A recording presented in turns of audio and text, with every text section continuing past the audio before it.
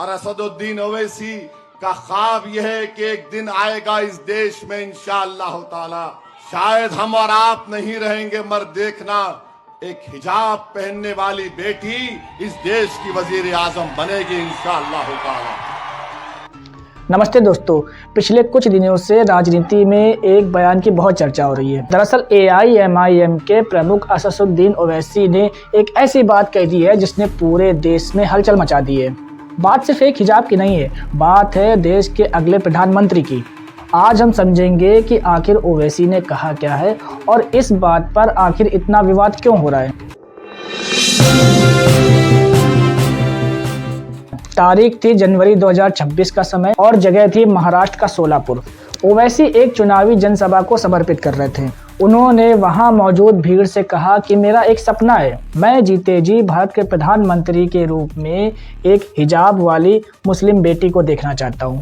उन्होंने संविधान का हवाला देते हुए कहा कि भारत का प्रधानमंत्री किसी भी धर्म या वेशभूषा के आधार पर PM बनने से नहीं रोक सकता। साहिब अम्बेडकर का जो संविधान है वो ये कह सकता है कि कोई भी भारत का नागरिक वजीर आजम बन सकता है, सदर जमहूरिया बन सकता है, चीफ मिनिस्टर बन सकता है। उन्होंने उसकी तुलना पाकिस्तान से की और कहा वहां का कानून गैर मुस्लिम को ऊंचे पद पर बैठने से रोकता है, लेकिन हमारा भारत महान है और यहाँ पर सबको बराबरी का हक है।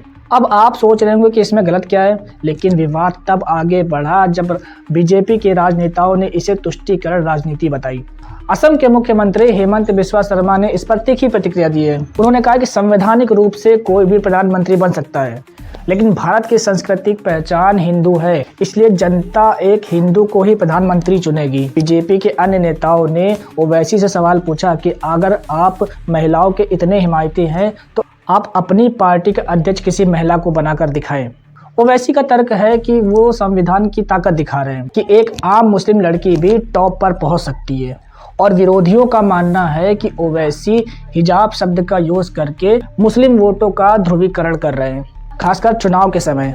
तो दोस्तों, यह मामला सिर्फ एक बयान का नहीं है, बल्कि महाराष्ट्र के चुनाव में अपनी जगह बनाने की एक कोशिश है। एक तरफ संविधान की दुहाई और दूसरी तरफ सभ्यता और संस्कृति की बहस। आपको क्या लगता है कि ओवैसी का ये सपना संवैधानिक रूप से जायज है या फिर एक चुनावी स्टंट है? आप अपनी राय कमेंट बॉक्स में जरूर बताएं।